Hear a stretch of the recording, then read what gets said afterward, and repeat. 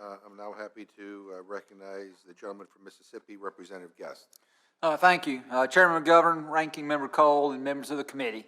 Thank you for the opportunity to testify before you today on H.R. 903. Almost 20 years ago, Congress enacted the Transportation Security Administration, commonly known as TSA, in response to the terror attacks of 9/11.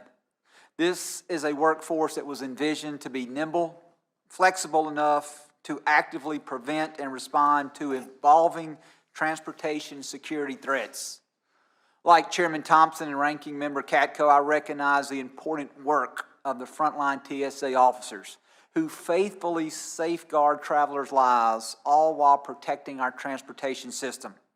When Congress enacted the Aviation and Transportation Security Act in 2001, which created TSA, it recognized the importance of providing unique authority to ensure that TSA could carry out its national security mission. H.R. 903 would eliminate the current personnel system that provides TSA with agility in the management of its now 60,000-person workforce. Converting the entire TSA workforce into Title V would limit the vital flexibility that TSA has to address evolving security threats. With H.R. 903's expansion of collective bargaining rights, security policies needed to protect the traveling public could become negotiable topics in union bargaining. Homeland Republicans have tried to address this concern when we marked up the bill last July by offering an amendment to preserve the TSA administrator's ability to immediately impose new security procedures and screenings or to address a national security threat. Unfortunately, the majority rejected this. As a result, this bill could significantly delay the immediate implementation of security measures, leaving travelers' lives potentially vulnerable when rapid response is needed. Furthermore, I'm concerned with the significant cost to taxpayers should this legislation be enacted. The Congressional Budget Office estimates that similar legislation submitted in the 116th Congress would cost nearly $2 billion. Yet TSA assesses that H.R. 903 would cost upwards of $8 billion over 5 years. I know the reality that TSA officers are chronically among the lowest paid federal employees and their morale suffers because of it. However, moving all TSA employers under Title V will simply create more problems than it solves. TSA already has the flexibility it needs to provide the frontline workforce with pay raises and consistent, well-defined salary increases. That's why I'm pleased in the FY23 Department of Homeland Security budget, the requests were made funding those pay increases. Even the administrators knows this is simply an issue of funding, not authority. Instead of spending billions of taxpayers' dollars to force an agile security agency into an antiquated bureaucratic personnel system, Congress should prioritize additional resources for frontline personnel. We could save billions by avoiding all these unnecessary costs while actually getting more funding directly to the frontline employees who deserve it. What we cannot afford to do is put our national security on the negotiating table. Thank you for the opportunity to testify today. I look forward to the committee's questioning, and I yield back. Thank you very much. Appreciate you both being here. I have no questions. I'll turn to Mr. Cole. Thank you very much, Mr. Chairman. I have a few questions for my friend from Mississippi. Mr. Guest, it's my understanding that CBO estimated the bill would cost almost $2 billion. Is all of that nearly $2 billion going directly to increase the pay of TSA screeners? No, it's not. It is estimated that there will be the requirement of bringing on roughly 1,000 additional personnel to help implement the transfer into Title V. And so this money will not go exclusively to frontline screeners. There will be additional personnel, bureaucrats who will be brought in to oversee this. And then there will also be some of the dollars will go to the top administrators versus the frontline screeners and your air marshals who those are the ones who desperately need the increase in pay. Well, instead of moving a bill of this magnitude that will cost American taxpayers billions of dollars and will force a critical security agency into a bureaucratic personnel system that's decades old, shouldn't we just focus our efforts on appropriating more funds directly to the frontline pay. Wouldn't that accomplish what the TSA frontline wants, that is commensurate pay at a much lower cost to the taxpayers? That's exactly what Republican members of Homeland Security proposed, and one of the amendments that was offered, I believe, by Ranking Member Katko would have done just that, and it would have assured that all the dollars spent were going directly to pay increases for our frontline workers.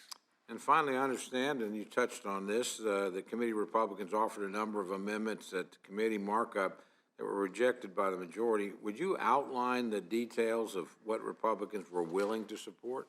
Yes, sir. Be happy to. The first was the amendment that I spoke of just briefly as it relates to Ranking Member Katko. Ranking Member Katko introduced an amendment that would have offered first a $3,000 one-time COVID fee to all frontline employees at TSA.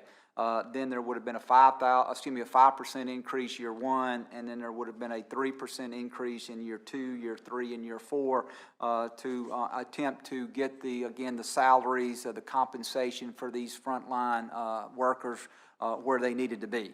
The second was offered by Kat Kamak, the great state of Florida, in which she offered an amendment that would prohibit security measures from being part of the collective bargaining process. TSA, it is important that they be able to quickly respond to evolving security threats. If you remember several years ago, we had the shoe bomber who attempted to blow up an airliner that was traveling over the Atlantic Ocean. Immediately after that, TSA put in restrictions that people remove their shoes and that their shoes be put through the screener. And of course, we now know those of us that have the TSA pre-check are not required to do that. But the TSA administrator needs to be able to quickly adapt the security screening measures at every airport based upon intelligence and security threats at that time. And so many members, including myself, feel that this would then make this part of the collective bargaining process and would put the traveling public at risk. Two more amendments that were introduced. One was mine, which would put a sunsetting provision on this legislation if it was enacted into law, because it is believed that this would be potentially an unfunded mandate, that while this legislation may pass and that they would be put in Title V, if there is not the appropriations to offset that, then this would become an unfunded mandate, and so the amendment that I offered would make this sunset if those appropriations were not also attached. And then Carlos Jimenez from the state of Florida offered basically a similar amendment that basically said this being an unfunded mandate, if there is not appropriations attached to this legislation, that money could not be taken from other critical areas such as cybersecurity, border security, emergency response, those agencies that fall under the Department of Homeland Security, as does TSA. It sounds pretty reasonable suggestions to me, and it sounds like the initiatives, honestly, that could get to the president's desk. So I hope when this bill fails to move in the Senate, as I suspect it will, that my friends on the other side will consider what you've proposed, because I think those are things we can come together around, and they would certainly get some people that deserve a raise, the commensurate raise. And I think, protect us, again, keep the agency, which is a security agency, flexible and adaptable to changing conditions. And Representative Cole, I will tell you that I believe that there is bipartisan support to make sure that these frontline workers do get the pay raise that they need and deserve. We just differ on the mechanism to make that happen at this time. Hopefully we Ms. Fishbach. Thank you, Mr. Chair. And Representative Guest, I guess I'm wondering about the issues of dismissing employees. And given that this is, they're on the front line. They're dealing with security at the airports. And I'm wondering if you can walk us through the current process that TSA takes when an employee commits a serious offense like intentional security breach or a drug test failure, and then potentially compare that or explain them separately as to what it would be under this bill, under Title V. I can have just one moment, please. Yes, ma'am, and thank you for giving me a moment to find it here in my notes. Currently TSA has a one-step removal process, and so I think Ranking Member Cole talked about the fact that if someone was alleged to have committed sexual assault, sexual harassment, theft, maybe just dereliction of duty. Maybe they're just there and sleeping on the job and they're not performing up to what they need to do. There is a one-step removal process which allows TSA to very quickly remove those individuals from their critical workstations. And when we're talking about frontline screeners, when we're talking about air marshals, those are individuals that have a very important job to do. And if they're not doing that job and doing that job effectively, we need to make sure, and TSA currently has the ability to remove them. Under this legislation as being proposed, it is very unclear what that removal process will look like. There will be appeal processes. There will be people who will do some of these things that we've just talked about, and TSA will no longer have the ability to immediately terminate them. But there will be an appeals process. Those individuals will either remain on the front lines there working, or they'll be removed to some other position, which would then put a stress on those workers who were trying to cover for those people during that appeals process. And so that is one thing that Republicans did have concern about in the legislation, is by moving all of these TSA employees under Title V, what does that do? And we know that it removes the one-step removal process, but what does that process look like on the back end? And so I'm understanding that then it's not clear under this Title V exactly, or is it, or it wouldn't be clear exactly how they would address it in the TSA? Is that the way I'm understanding? Well, TSA would address it pursuant to all the employees that are currently under Title V, but there would be an appeals process, and it would take significantly longer, if not in some cases impossible, to remove employees who are not performing up to the important duties that we need them if they're going to keep the traveling public safe. Okay, thank you. And so I guess, so what I'm understanding is, right now, TSA can address those issues, whether it be, a positive drug test or I believe it was a sexual assault that was mentioned earlier.